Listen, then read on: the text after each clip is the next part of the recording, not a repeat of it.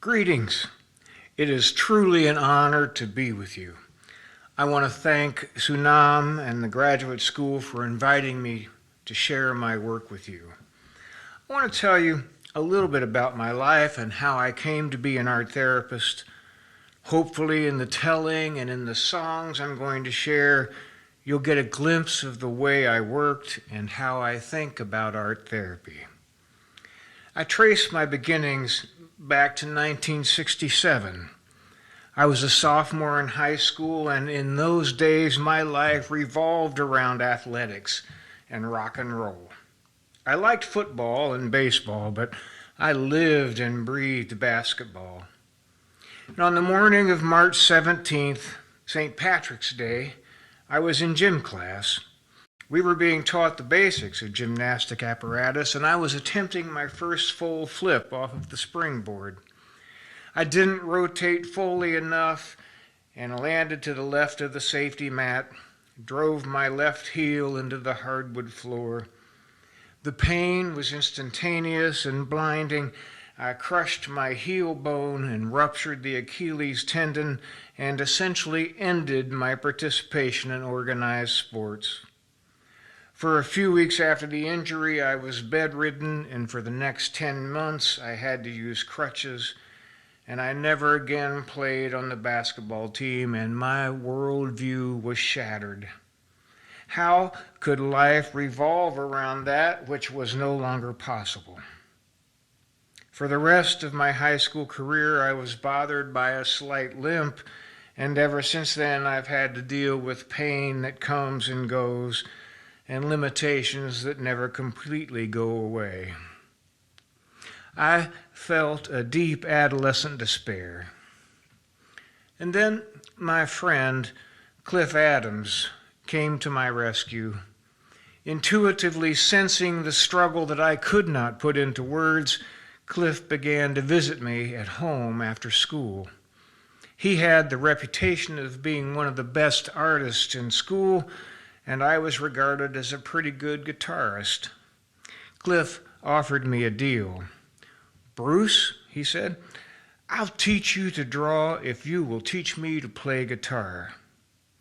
Now, I was desperate for company and consolation, and so our covenant was made. Every day after school, Cliff would come to my house, and for an hour or so he would instruct me on the proper use of number 2 lead pencils.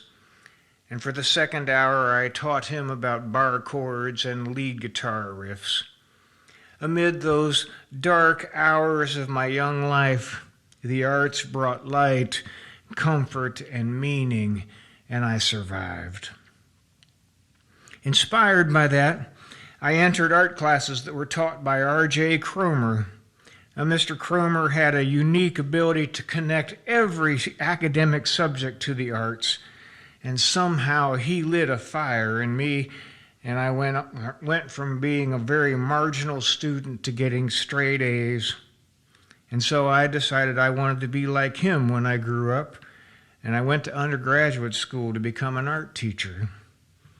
Now, that was during the Vietnam War, to which I was a conscientious objector.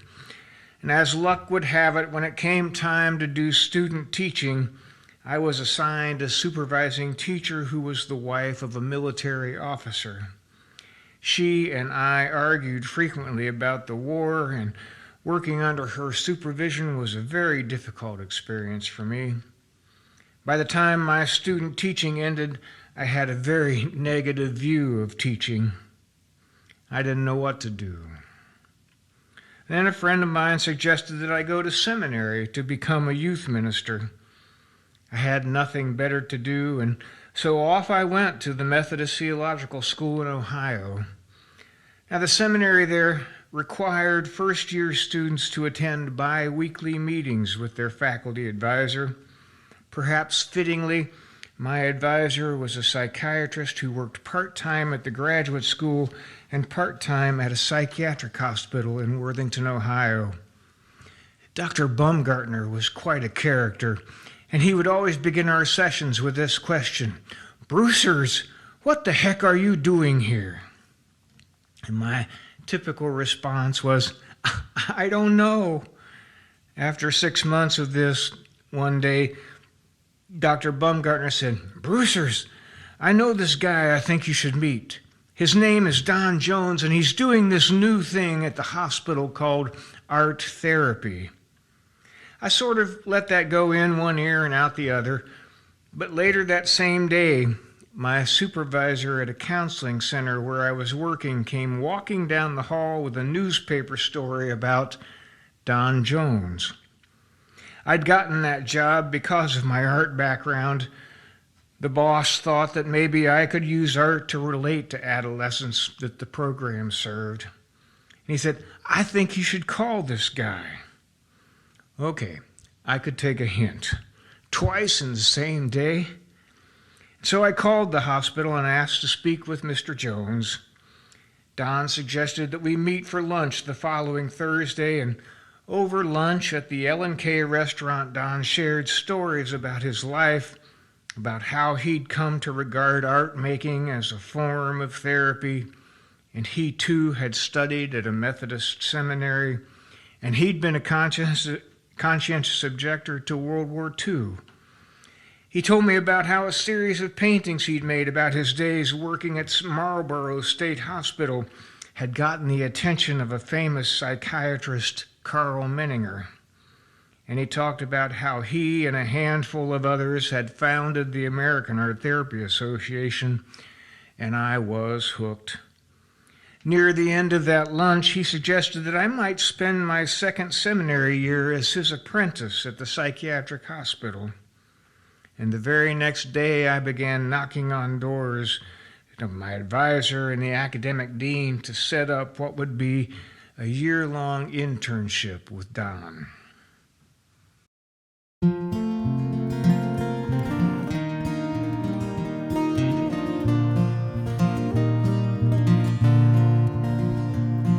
Well, I think about the things he did and all the stuff he'd say. All the people in his life who stole his heart away. They came to him with open wounds and he taught them how to paint. With kindness and laughter, let us reacquaint. Love called in like a river, rolling to the sea. From the mountains to the wheat fields to a place in history, love called him like a river. He has seen 10,000 tears from souls who could not talk. Looked back on a lifetime with folks too old to walk. And he painted lonely roads and all filled with fire. He wrestled with some demons, and man, he was inspired. Love called him like a river, rolling to the sea. From the mountains to the wheat fields to a place in history. Love called him like a river. Sometimes the world's a cold place and life can be so hard. Yet he walked in others' nightmares and he helped them see the stars. And he's been inside some prisons, some caves deep within. And he knows the depth of madness and he do it all again. Love called him like a river, rolling to the sea. From the mountains to the wheat fields to a place history. Love called him like a river. He said art is like eating, I just do it to survive. There's paint inside his veins, you can color him alive. Love called him like a river, rolling to the sea. From the mountains wheat fields to a place in our history. Love called him like a river. Well, to me he was part legend, part father, part friend. And I worked with him for 16 years. I was sad to see it end. When I think about the things he did and all the stuff he'd say, that he's one of the people in my life who stole my heart away. Love called him like a river, rolled into the sea. From the mountains to the wheat fields to a place in history. Love called him like a river, like a river.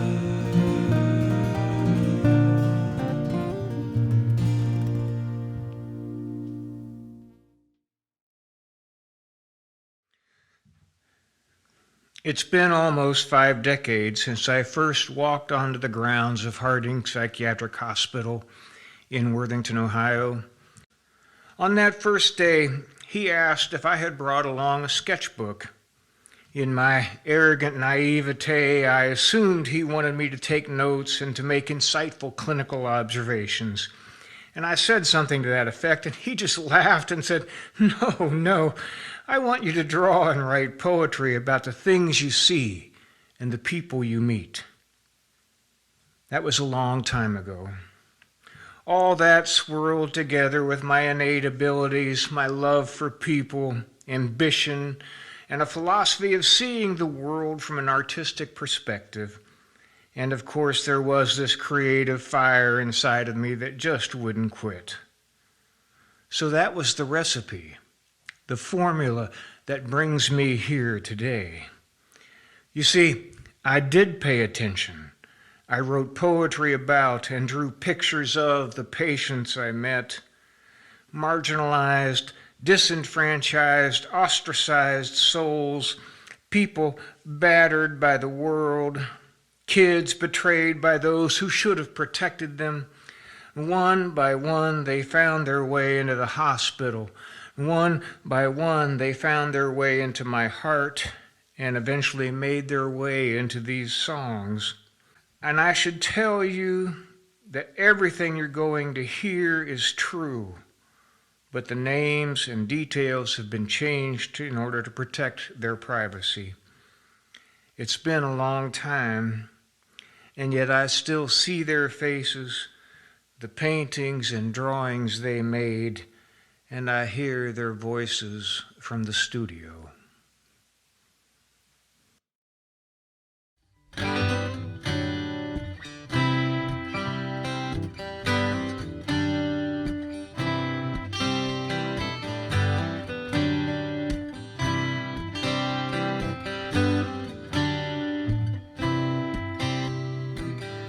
There are pictures we don't want to see. There are stories that we don't want to read. Sometimes we look away and sometimes we stare. Sometimes we don't listen. Sometimes we don't care about the voices from nowhere. All these voices from nowhere. I hear voices from nowhere.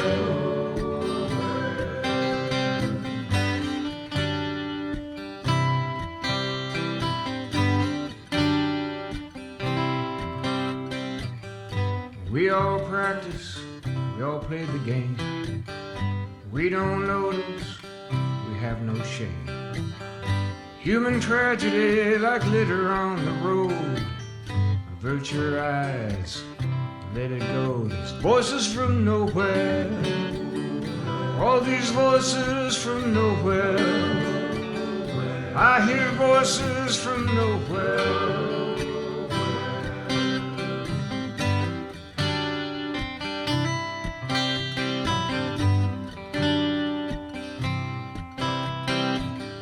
Psychopaths in LA, psychotics in New York. Miami has their maniacs, they'll kill you with a fork. I know this is gospel, I know that this is true. I saw it on the evening news, surely you did too. The voices from nowhere, all these voices from nowhere.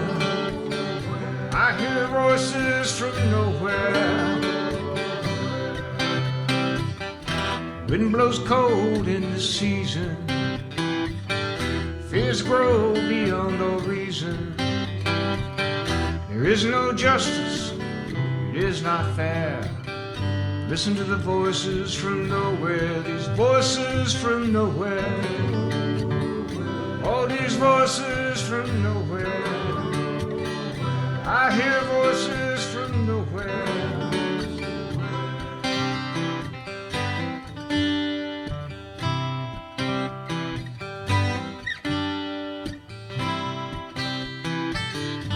How the hours continue to fall, blocks in my memory like bricks in a wall. Maybe this was meant to be, maybe this was fate. I recall the voices, I hope it's not too late. These voices from nowhere, all these voices from nowhere. I hear voices from nowhere. Can't you hear the voices from nowhere? All these voices from nowhere. In August of 1975, I was finishing up my apprenticeship with Don, and in passing one afternoon, he mentioned that there was going to be an opening on the adjunctive therapy staff at the hospital, and he wondered if I'd be interested in applying. I filled out the application that afternoon and waited on pins and needles to see if I would be hired. I really was in love with the work. My apprenticeship ended on a Friday afternoon, and the next Monday I joined the staff, making $3.25 an hour. I thought I was in heaven. In those days, the average length of stay for patients in the hospital was somewhere in the neighborhood of 9 months. We really had time to develop deep relationships, and I encountered so many people struggling with heartbreaking life situations. Needless to say, my sketchbooks filled with images and poems. I figured it up once that I've spent roughly 26,000 hours of my life in the company of people struggling with mental health issues. I've worked alongside them in the art studio and played volleyball with them and worked in the garden with them, and it has struck me that if all I knew about people with mental illness were the sensationalized portrayals in movies or on TV, I might have been a little apprehensive or downright frightened. But really, the great majority of people I've known, hundreds, maybe thousands, were just hurting folks trying to figure out how to get along as best they could. My friend Janos Marton, who directs a program for people suffering chronic schizophrenia and other illnesses at the Living Museum in Queens, New York, says, and I quote, "We should never romanticize mental illness, but why not romanticize the courage, the kindness, and the beauty of it?" Well, this man, Willie, was like that. He lived in a world that I could only imagine, filled with heroes and villains and gods and angels, and in his universe he was a superhero. Super Willie was his name.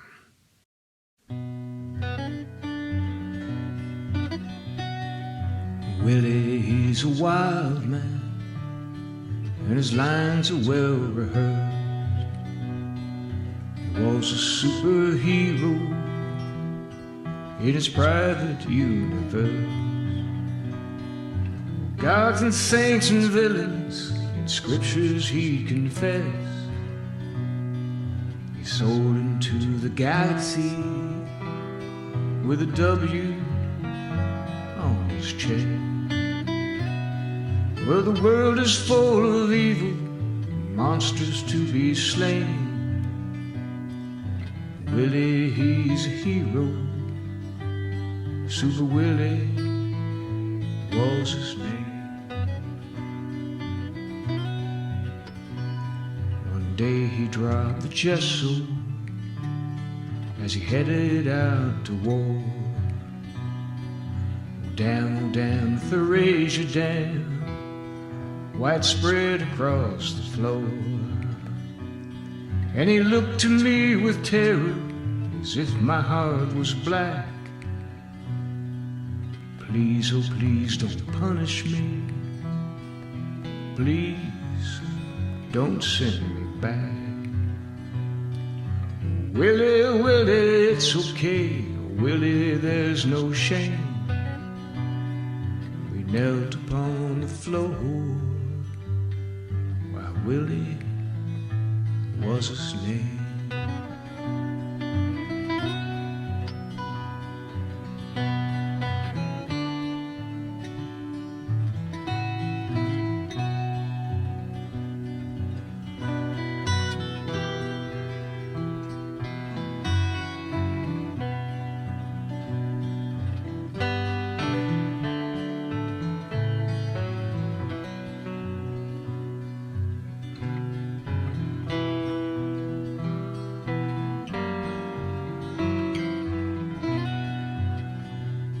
Yeah, the world is full of evil, monsters to be slain.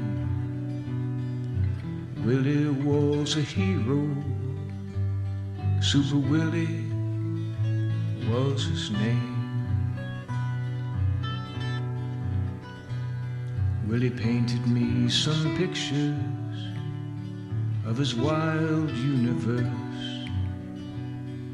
I tried to be a blessing, but I might have been a curse.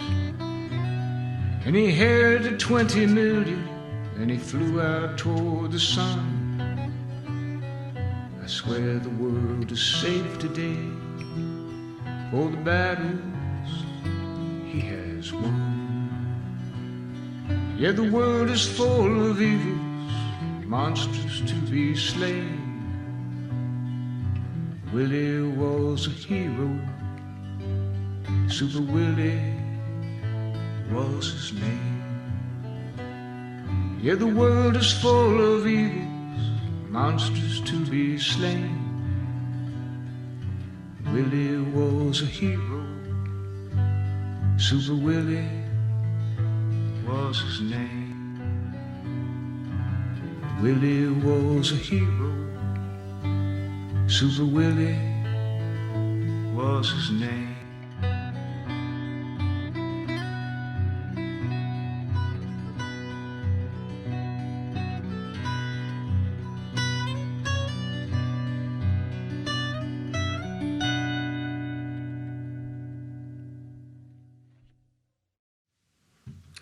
I met Sarah a couple days after a serious suicide attempt. She was a character study of punk, piercings, and gothic black. And when she entered a room, waves of barely disguised rage swirled together with boredom and despair. And oh, the things she would say. She had quite a colorful vocabulary. But there was something about her, and so many other kids like her, some spark that reached deep inside and pulled at my heart. Her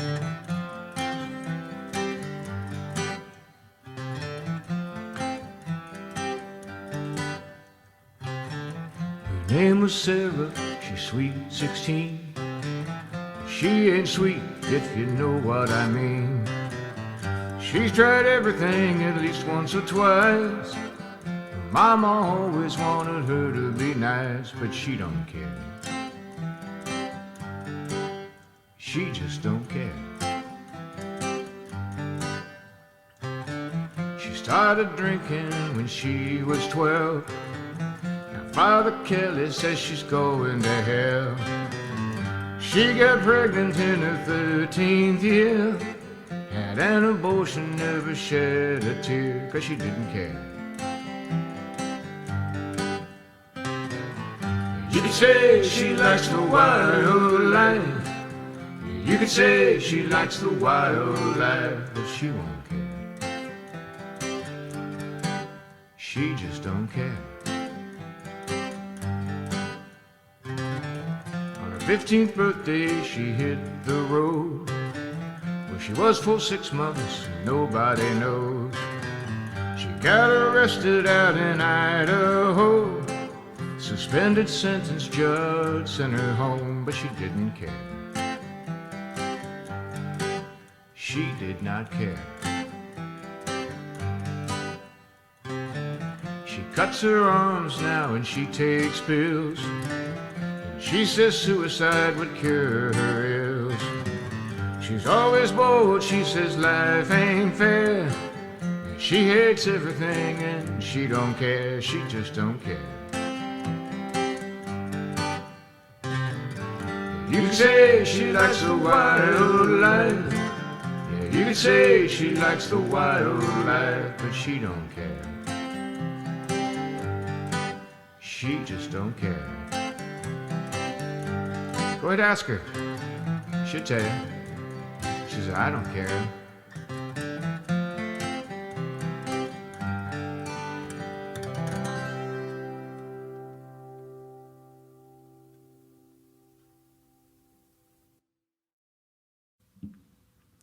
So that's how she was, an angry, hurt kid trying to survive. Needless to say, she was not the most pleasant person to be with, and she was not thrilled to be in the hospital, and believe me, she let everyone know about it. But still, in the art studio, magical things happened. Let me take you there.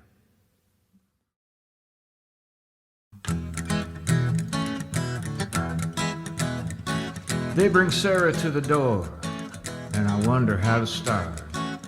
She tells me she's bored. She says, fuck you and fuck art. And I say, welcome to the studio. Welcome to the studio. I ain't gonna do nothing. Just leave me alone. There's a haunted look of sadness in her eyes. Sarah's heart's made of stone. And I say, welcome to the studio. You're welcome to the studio. Sarah pretends to be sleeping. I talk to her sometimes, but mostly I keep painting colors, shapes, and lines. And I say, welcome to the studio.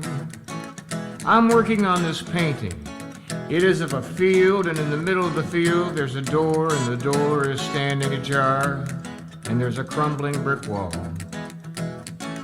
Sarah looks up from where she's been pretending to be asleep, and she asks, so where does the door lead? I step away from the canvas. I don't know, but it's sort of scary though. She yawns. Then why are you painting it? Because I had to, I say. She rubs her eyes. What the hell does that mean? I just had to, Sarah. This door kept coming to my mind and it wouldn't go away. I decided the only way for it to leave me alone was if I painted it away. Sarah laughs. But it still bugs you. She laughs. But it still bugs you. Yes, it bothers me. But I painted anyway. I painted anyway. In the studio. Well, the next day, Sarah walks in and says, I'm tired of all this dumb shit I've been doing. I want to paint. I want to paint. Welcome to the studio. I will teach you to paint on one condition. I will teach you to paint on one condition. You have to stick with it. You cannot quit. Oh, and another thing, Sarah, you're going to have to trust me. She recoils. I don't trust anybody. I said, well, you're going to have to try. It's hard to learn how to paint. And if you don't trust me, it may be impossible. Well, I'm not going to trust you, and I'm not going to kiss your ass and tell you that I do. Oh, that's a very good sign, Sarah. Yes, that's a very good sign.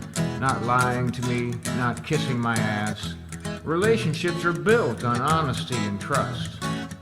Relationships are built on honesty and trust. She grimaces. I don't want any relationships and I don't trust you. Now what am I going to paint? What am I going to paint? Oh, I tell her, you won't paint anything today. She shouts, but I want to paint today. Listen to me. I want to paint today.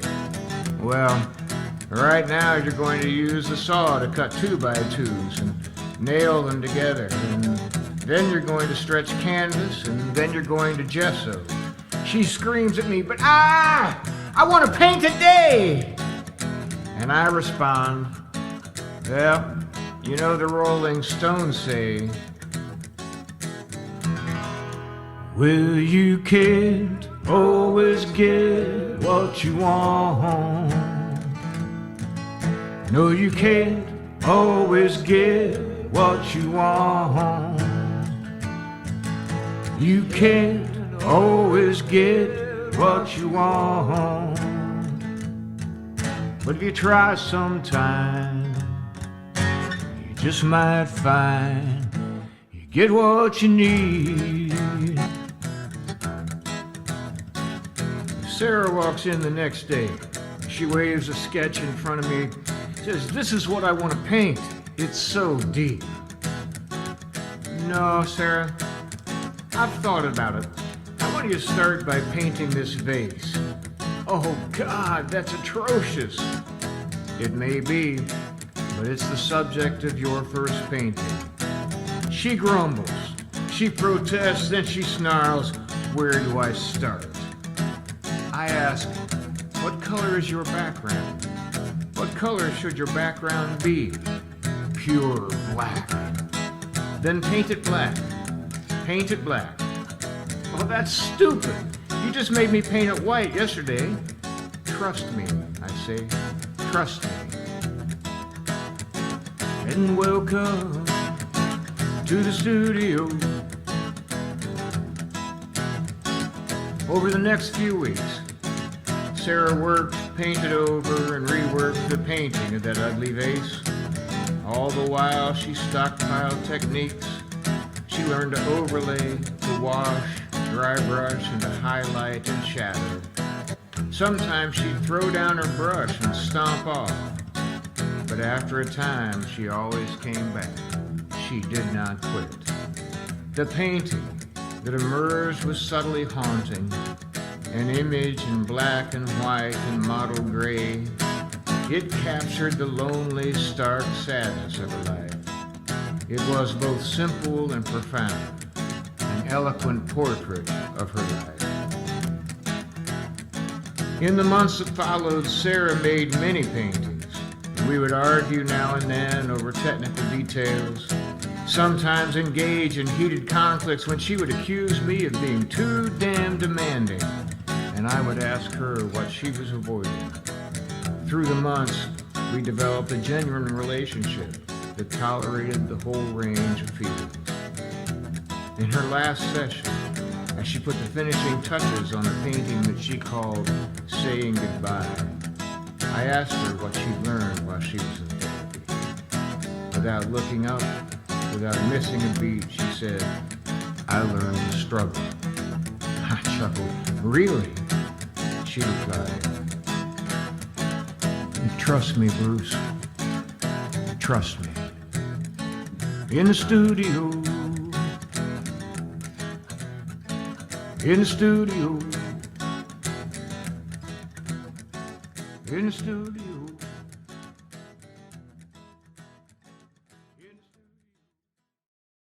Here's a quick American history lesson. In 1968, President Richard Nixon escalated the war in Vietnam.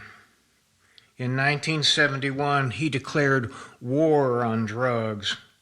It's been going on a long time now, and there seems to be no end in sight. In 2003, President George W. Bush declared war on Iraq to purge that country of its weapons of mass destruction. Now, you can debate whether or not the Vietnam War, or the Iraq War, or the war in Afghanistan were necessary. You can argue about whether or not we won. Wars, however, are the birthing grounds for heroes and legends. But beneath these legends, there are always countless, faceless, nameless casualties. Call them collateral damage. Some of their names are on the Vietnam Memorial Wall in Washington, D.C., but some can be found wandering the streets of New York City and Miami and in Southern California and in Chicago and Seattle and everywhere in between. When David, a Vietnam vet, came to the hospital, he was mute. He'd been living on the street for years, gradually withdrawing into his own world, cutting himself off from family and friends. He'd come into the art studio and stand watching for several minutes, then gather up jars of acrylic paint and go to work. I made it a practice to always have a painting of my own in process, and every now and then I'd step away from mine and say something like, "I don't know, this just isn't right." He'd look over at my easel, sometimes nod his head, but then turn away.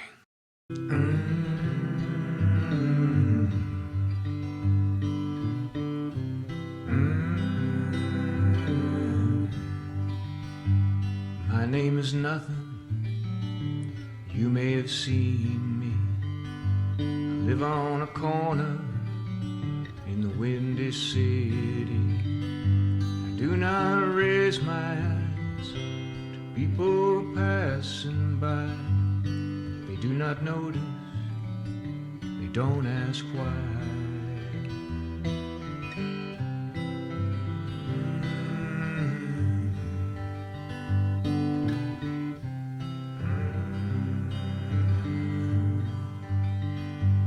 My name is nothing. I may have seen you. If not for bad luck, I may have been you.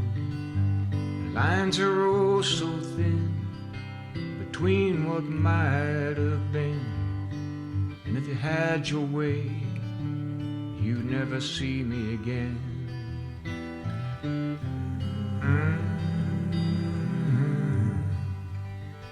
One day I'll stand up and I'll be counted. One day I'll stand up and I'll be counted.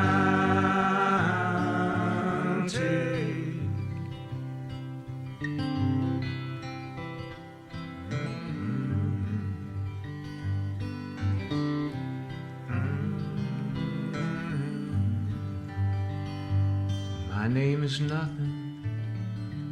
You might remember I fought in Vietnam.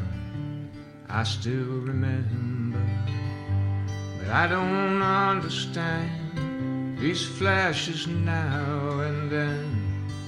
I guess it's something died way back then.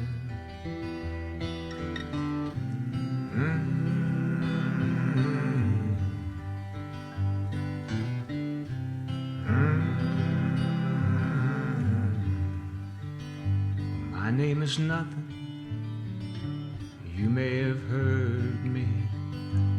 Brother, you got some change you could spare me. Now don't you understand? When I raise my hand, I've got a name. I am a man.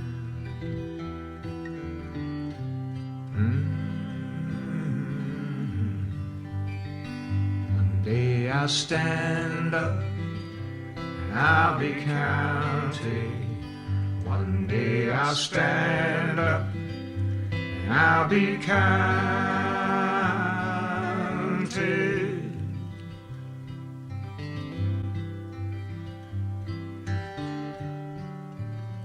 My name is David.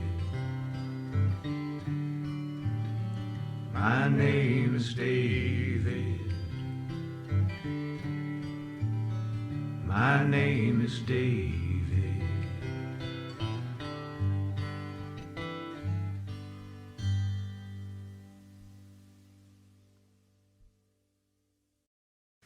After 44 years of clinical practice and teaching, I shifted gears a couple years ago, and now I spend my time painting and writing music and performing. I'm thinking about my life as just one long art piece, trying to bring comfort to people in pain and afflict people who are too comfortable. When COVID lets me, I play music in bars and small concert venues 2 to 3 times per week.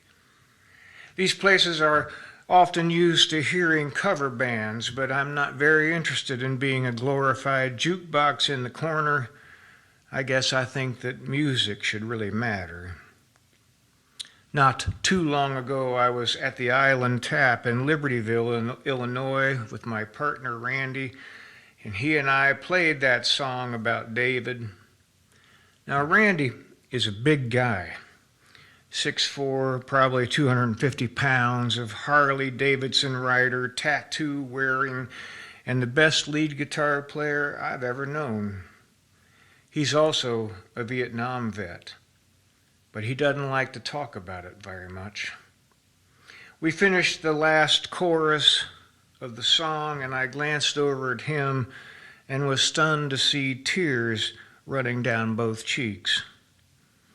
At the same time, 3 guys pulled themselves off their bar stools and stood at attention and saluted.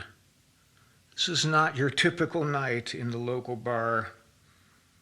As we were packing up our gear, Randy looked at me dead in the eye and said, "I love you, man." No, this is not your typical night in the local bar. I guess I haven't really retired, just repurposed my life. As I said, I'm trying to make it one long art piece, and I use my art, my music, to build relationships and community. I fell in love with who you are. Yeah, I fell in love. Fell in love like a falling star.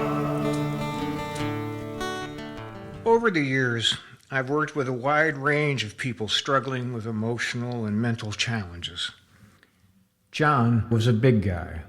He could fill up a room when he wanted to. He could be the life of the party when he wanted to. But there was another side to him, a smoldering, burning, not too subtle threat of something. Oh, he tried to keep this under wraps, cloaked in charm and laughter, quick with a joke, quick with a well-rehearsed line of denial and dismissal. He pretended.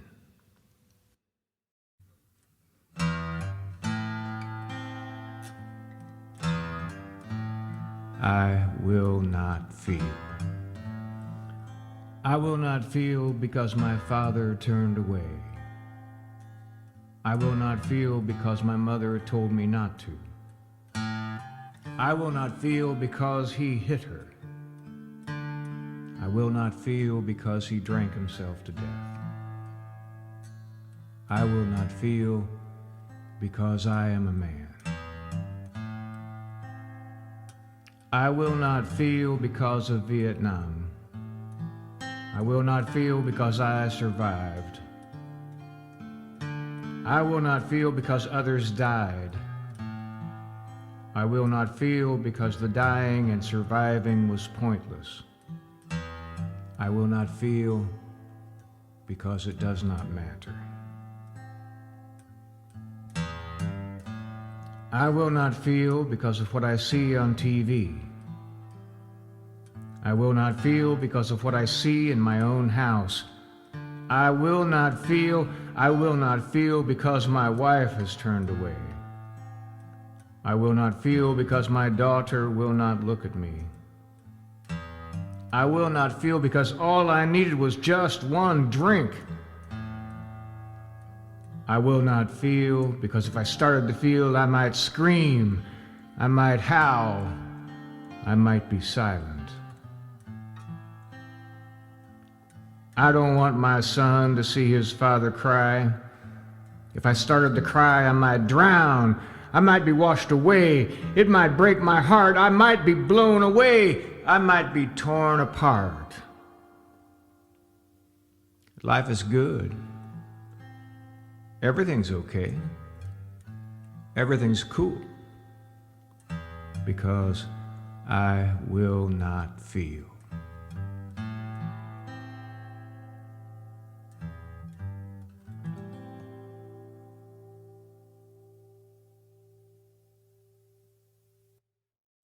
The youngest client was 4 years old, the oldest in her 90s. Lenore could barely walk, and so she was brought to the art studio in a wheelchair.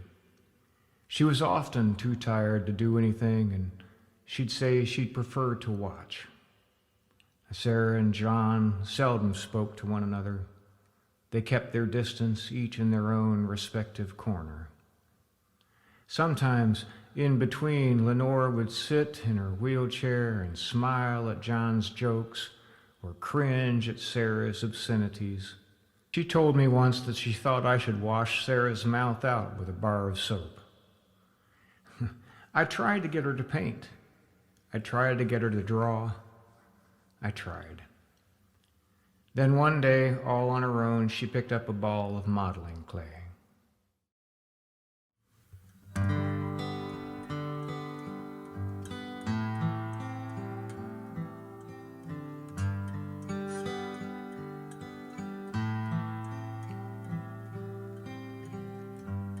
She pushes a chair away from the table and looks at what she's made. Tears filled her tired eyes, but like her memories, they fade. Lenore, I said, this is nicely done. Oh, I don't know. I mean it, Lenore. It's a beautiful piece. No, it's nothing at all. She reaches out and touches it with her twisted arthritic hand. No, it's nothing at all. Reminds me of oysters, I said. She laughed and covered her mouth with her hand. What? You know the story of oysters? How pearls are made? No, she said. Well, you see, oysters get a piece of sand caught in their soft inner tissue and it hurts them. To ease their pain, they cover the sand with creative juice that makes it easier to tolerate. But then that gets hard too and it hurts. And so the oyster covers it again and again, and this happens many times over until what is left is a pearl. So you see, the ugly, hurtful piece of sand is transformed by the creative juice. She wants to know, is that the truth? Is that the truth? And I said yes. I say yes.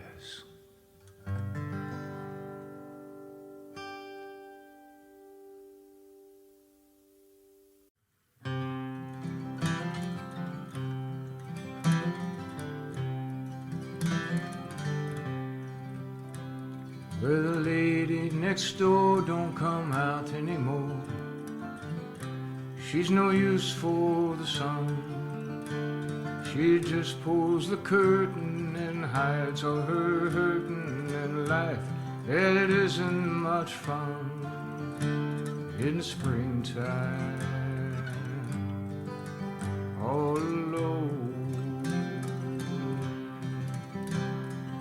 Boy mows her yard and cleans up all the shards of flowers that once used to be. And she doesn't care as the neighbors all stare and whisper, yeah, that will be me in springtime, all alone. And it seems such a shame, but there's no one to blame. Her husband just lay down and died. leaving Bible press flowers and sad empty hours, memories of saying goodbye. With a lady beside me, she doesn't trust me, we're just too far apart.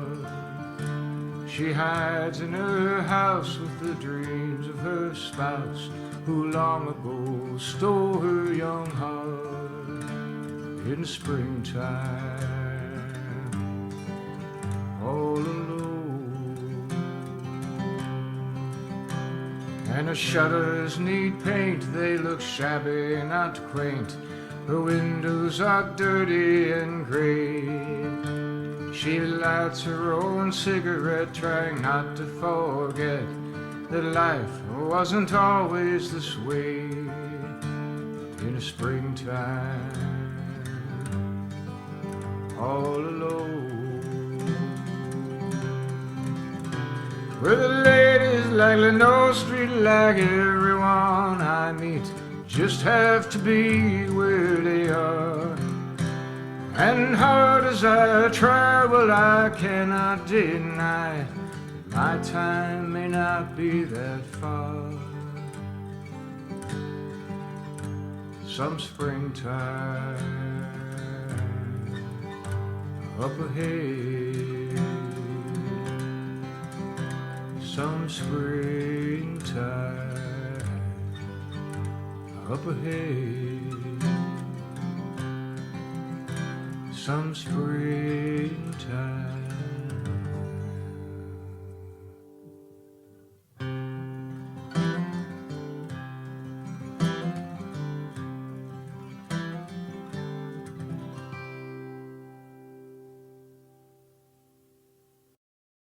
I remember one day in the studio, Lenore called me over to her table.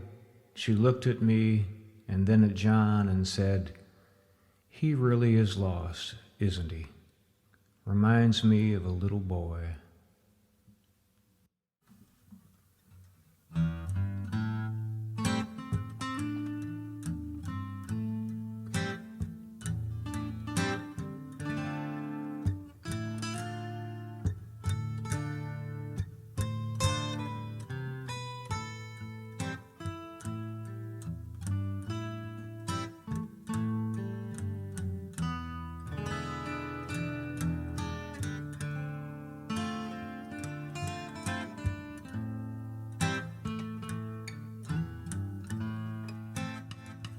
He snarls, "So what do you want me to do?"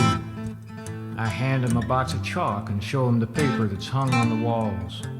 "I'd like you to draw a rock." "Why? Why should I draw a rock?" "Well, John, you seem to be a really strong and hard guy. Maybe if you draw a rock, it'll help me understand how you feel." "I ain't got no feelings, man, and I don't cry." "John, do you mean that you're numb or empty or dead?" "Huh? In order to have no feelings at all, you either have to be numb or empty or dead. Which are you?" He slams his fist against the wall. "I ain't none of that." "All right, John, let's back up. What kind of rock would you be?" "Cold." "Okay, I'd like for you to begin by using red and orange to cover the page and make it look like fire." "Why fire?" "Well, you seem to be pretty angry all the time, John, so I thought of fire when you said coal." "How do I start?" "Well, just cover the whole page with orange and then add yellow and red streaks over it." When he'd done so, I showed him how to use a cloth to blend the chalk across the page. "Damn, this is all right. Now, try to draw your piece of coal and color it black." When he finished, he said, "There ought to be some lines or something to show the edges of the coal, the shape of this." I suggested that he use blue to indicate the edges and the surface of the coal. When he finished his drawing, Lenore and Sarah gave him positive comments, and he seemed surprised and pleased by their praise.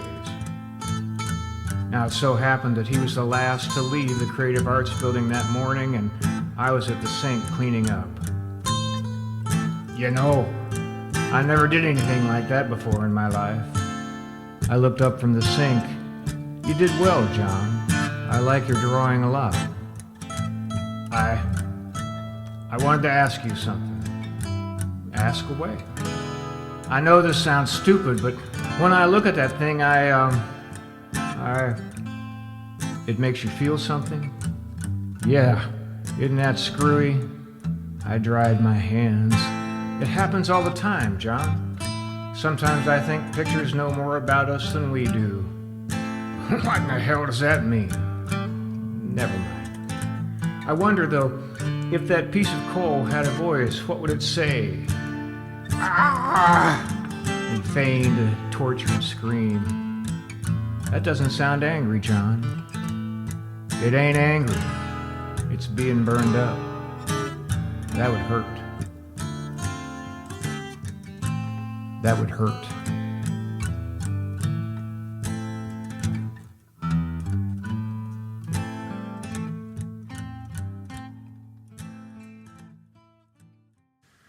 I've been in the company of severely depressed people and people in the throes of psychoses and people diagnosed with personality disorders, people who've been abused and traumatized, and kids with behavioral problems and everything in between. But for some reason, it's been my relationships with troubled adolescents that have touched me most deeply. There is just something about the dramatic immediacy of their lives that always pulls me in. Fading daylight drifted through the dusty studio windows. I was sitting with a 14-year-old young woman, Tracy. She was putting the finishing touches on her painting, an image of a large red heart being pierced by a sword, deep blue oozing from the wounded place. All of this on a deep black background. This was near the end of a studio session. She'd been in the hospital for a couple weeks and would be flying to Tucson at the end of the week to live with an aunt. Her father was in jail for abusing Tracy and her younger sister, and her mother did not want her anymore. Tracy had worked on 3 or 4 paintings and several pencil and chalk drawings while she was in the hospital. It was time for her to go. I said, "Well, Tracy, this is quite an image. You have done great work here in the studio. Are you going to sign it?" "I'm afraid to," she said. "When I sign this, everything will be done here. I don't want to go." She reached out and with her right hand and brushed a piece of lint off of the wet canvas, and the tips of her fingers grazed the deep red. It looked as if the painting had cut them. She made no effort to clean the paint from her hands. She said, "I'll miss you, Bruce. Art is like breathing to me. It's how I survive." Then she stood up and took a long look around the studio. We shook hands, and then she departed, and I was left with a small red stain on my hands, and her words continued to echo within me. Art is like breathing to me. It's how I survive.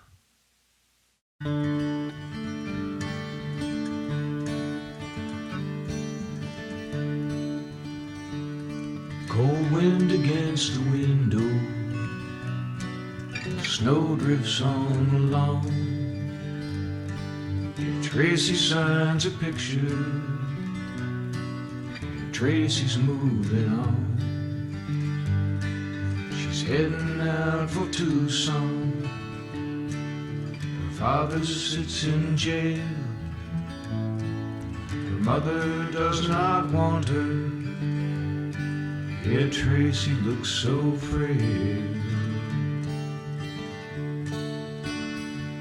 She says my daddy didn't mean it, and her heart is filled with shame.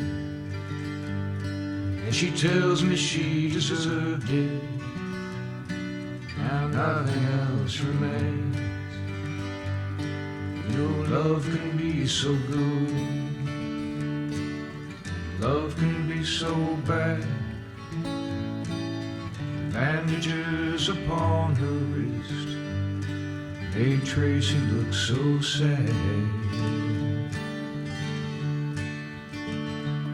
She says art is like breathing, that's how I survive. Yes, art is just like breathing, pain keeps me alive.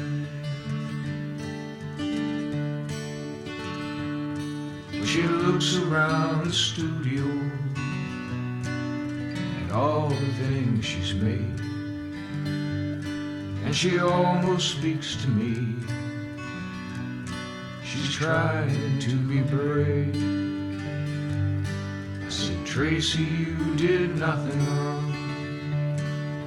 This was not your fault.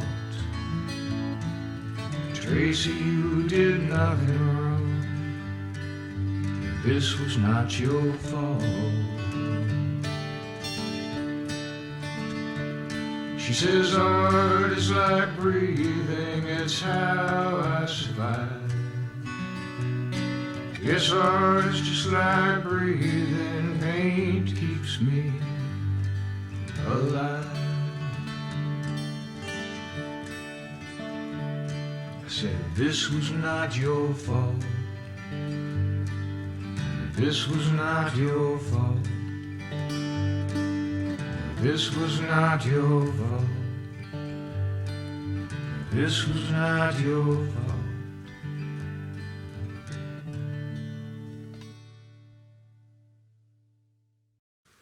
I ended up working at that psychiatric hospital for 22 years. Somewhere along the way, I started writing books about the work and eventually got invited to become an assistant professor at Marywood University. Along the way, I got a PhD and gradually moved up the ladder to associate professor and finally became a full professor. I wrote some more books, and then I co-founded the first Doctor of Art Therapy program in the United States. But the truth is, I was never all that enamored by academic research. I never really liked graphs, and N and chi and double-blind studies always made me sleepy. I'd like to think, though, that my contribution to the field was about honoring literary narrative, stories. Despite all those years in teaching, I was never able to shake my longing to be in relationship with clients. And so I use my art, my music, to tell their stories. As you probably know, the United States has a very difficult past in terms of race relations. Truly horrible injustices have occurred in our history, and although in some ways things have gotten better, we still have a long way to go. This next song is about Antoine, an African-American boy who'd been adopted by a Caucasian family. Although they loved him, he really struggled to fit in.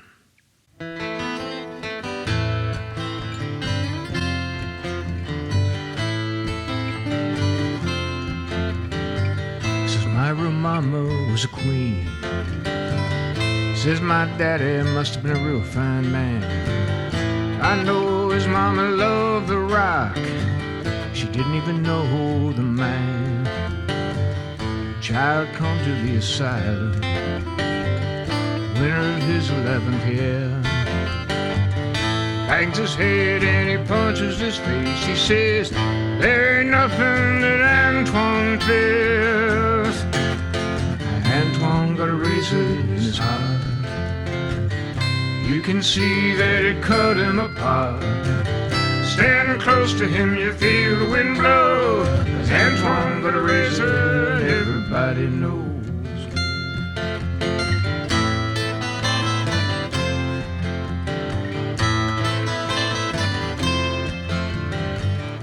Yeah, he was just a baby when that family took him in. The Fine blonde hair, their clear blue eyes, fine Caucasian skin. They picked him out just like a dog. Must have been some kind of mistake, he says. All them kids there and they picked me. Oh man, they made a mistake. Antoine got a razor in his heart. You can see that it cut him apart. Stand close to him, you feel the wind blow. 'Cause Antoine got a razor and everybody knows.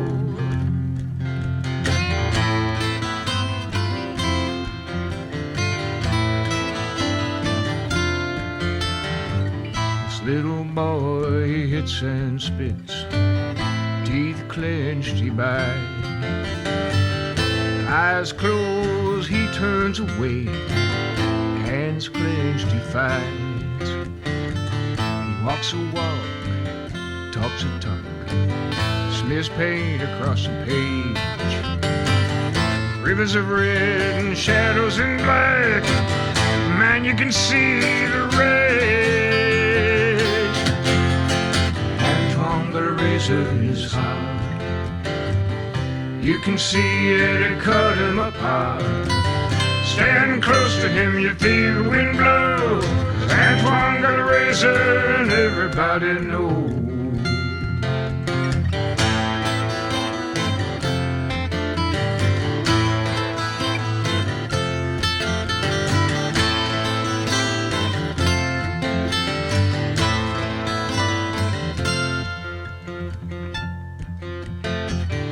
Years roll by on Antoine and I.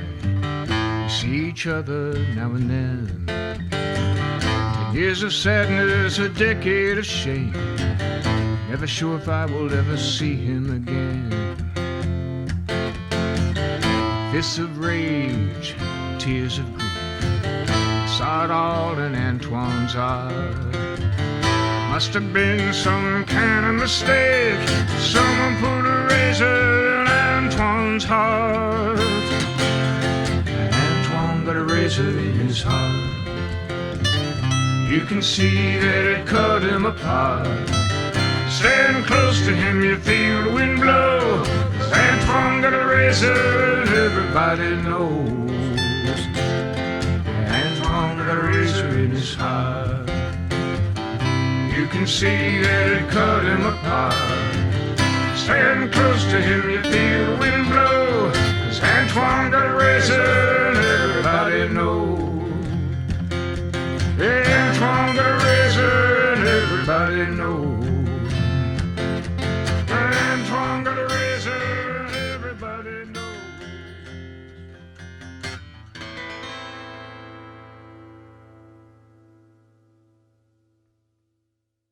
So many people have come and gone, but I'll never forget Dolores.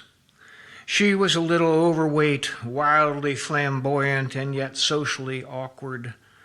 The first time I met her, we made eye contact from across the room, and she must have sensed something in that moment because she hurried over to me, got right up in my face, and began singing, "Roll out the barrel and have a good time. Let's have a holiday." It was quite an introduction. In the United States, we have this book, the Diagnostic and Statistical Manual, that describes all the various mental disorders and delineates their symptoms. In the best sense, the DSM helps therapists collectively understand a client's experience of the world. In the worst sense, it reduces human beings to clusters of dysfunctional symptoms. I suppose Dolores suffered bipolar disorder, most often in the manic phase. But I prefer to think of her, to remember her, as Dolores, the human being. In the art therapy group, she drew out her fears, dreams, and frustrations, and she would laugh so hard and sometimes cry. She told me once that what she really wanted more than anything else was to be a ballerina. A ballerina.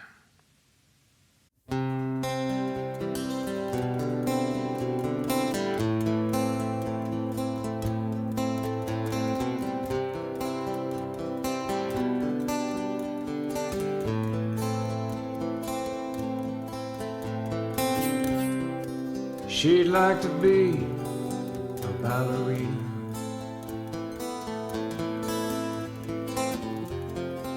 She'd like to dance across the stage.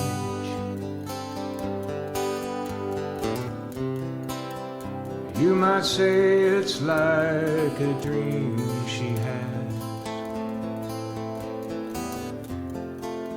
to free her tiger from its cage.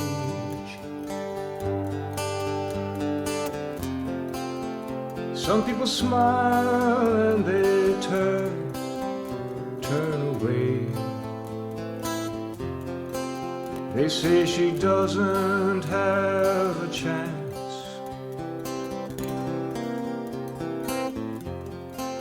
She's 21, yeah, way over the hill. They say she's far too old to dance. She wants to be a ballerina.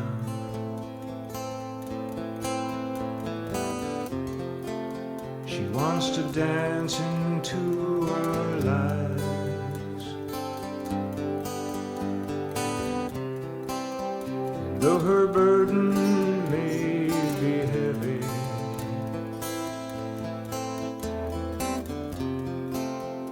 against the odds, she still tries.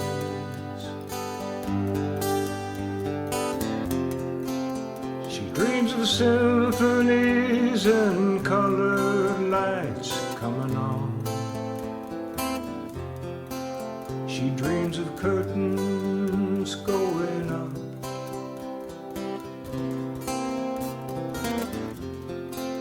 She has no fear, no, not a trace. I know she will not give it up. So dance, lady, dance. Dance, lady, dance.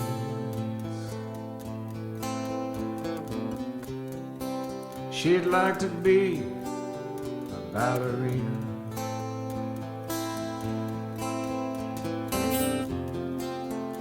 Pirouette across the sky.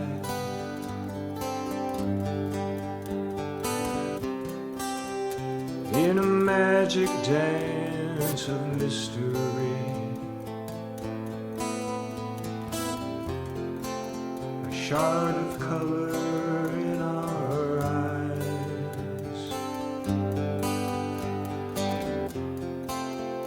with a storyline of loving, a magic dance that never ends.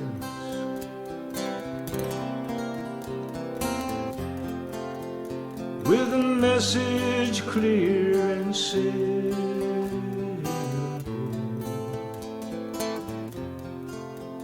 it's our dreams that make us friends.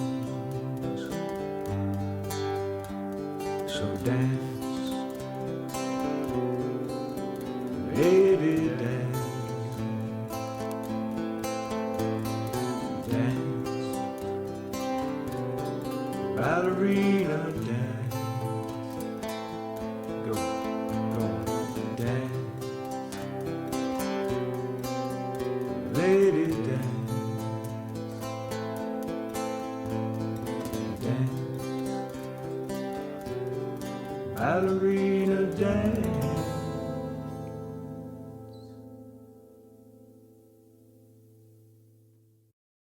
One surefire way to be discounted in our society is to be a little on the slow side intellectually. It's easy to be heard when you're bright, well-read, and articulate. It's quite another to be developmentally challenged. I remember at one place I worked how some of the line staff members would talk about the FLKs, which stood for funny-looking kids. Well, let me tell you about Bobby. His parents had abandoned him when he was a toddler, and he'd been badly abused by his uncle. He didn't like to talk about much of anything other than trucks or dogs, but he sure as heck would draw. He was an FLK that I'll never forget.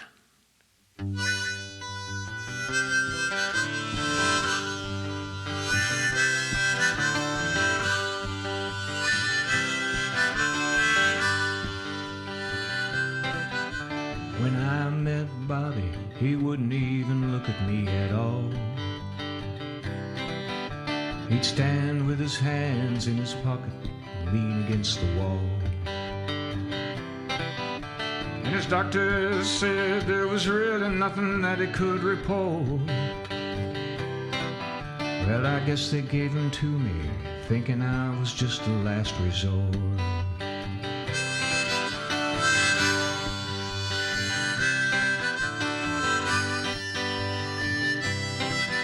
Well, he's 17 years old and he still hadn't passed the 7th grade. He's the only kid in junior high who really needs to shave every day. He drew a picture of himself with a broom stuck where it don't belong. And he shoved it across the table as if to say, hey, tell me, is that wrong?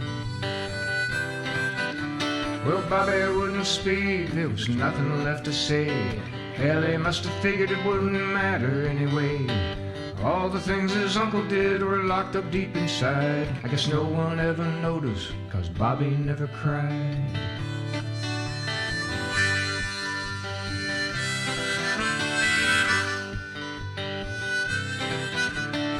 No one gave him much of a chance, I guess they figured he's a lost cause. But he's almost an adult, and he still believed in good old Santa Claus. But the thing about him was, though he would not talk, you should have seen him draw. During 2 long years, he showed them my Bobby drew it all. And I never will forget the last time we met. He had tears in his eyes and his cheeks got so wet. He opened up his mouth and the words finally came. He said, I love you, Bruce, and he said it without shame.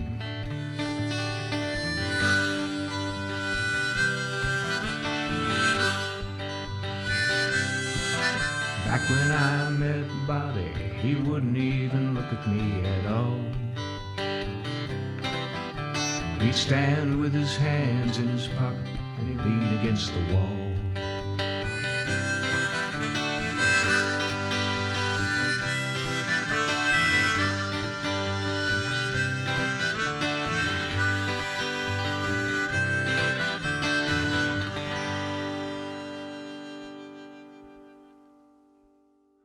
Okay, I'm almost done. It's late spring, and I should be getting excited about some concerts I have coming up and travel that my wife Kathy and I are planning for this summer. But the last 2 years have been unlike any I've ever experienced before. The COVID pandemic has made everything seem dark and a little frightening. And one day, out of nowhere, I got an email from a former client from years ago. The miracles of the internet and People Finder. She was just touching base, reaching out. She wants to be reassured that things will be okay, and yet somehow it is she who reassures me. The last time I saw her, she was a tall, gangly, angry kid in gothic black, just on the cusp of early adulthood, a wannabe rock star. She's in her 40s now, a wife, mother, professional person. My, how time flies.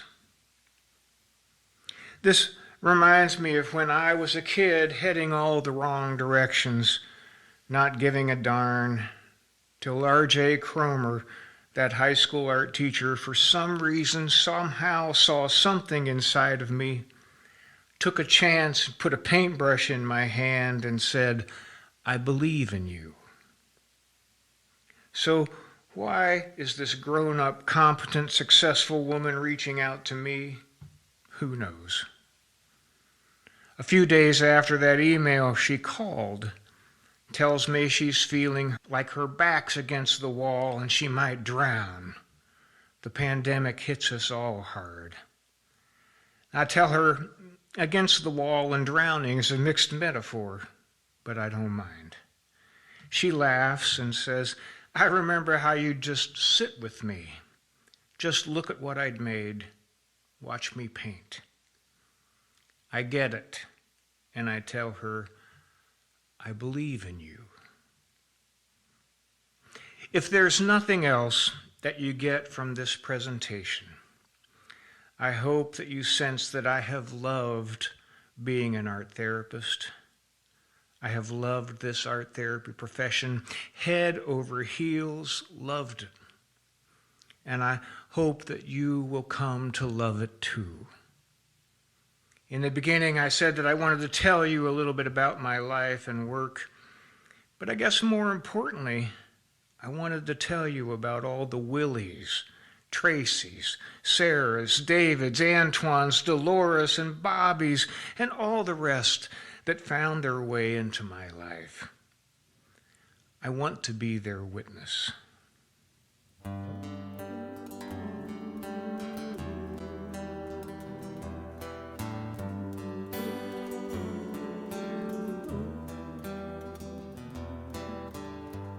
When your darkest night is all around, your lonely cry is the only sound. When your dreams are catching fire, they hang your life out on a wire. Call my name, call my name, I will testify.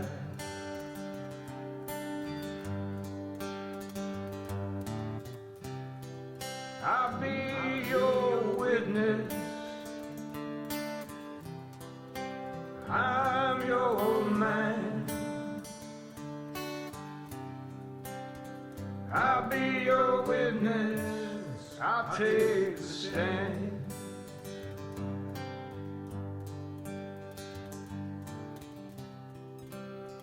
I'll testify, I'll testify. When no one hears your call, when they stand you up against the wall, when it feels like you might drown, so-called friends cannot be found. Call my name, yeah, call my name, I will testify.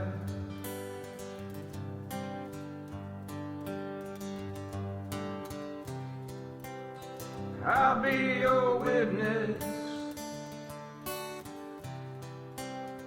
I'll take the stand. I'll be your witness, I'm your man.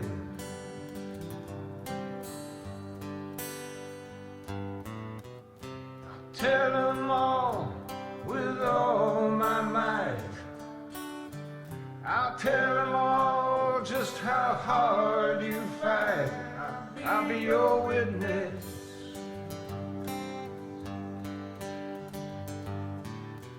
I'll tell them all about your grace. I'll tell them all I state your case, I'm your witness.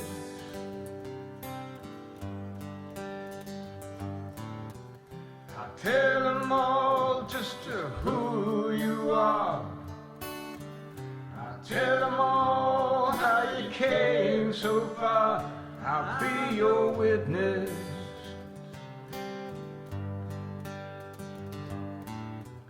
I tell them all you're the greatest.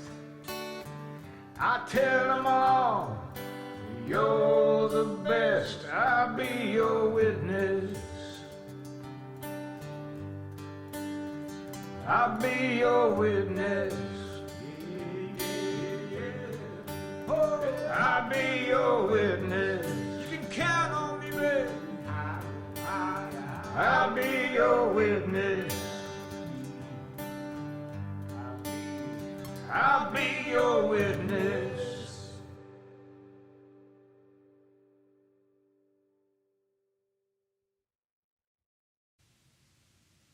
Thank you.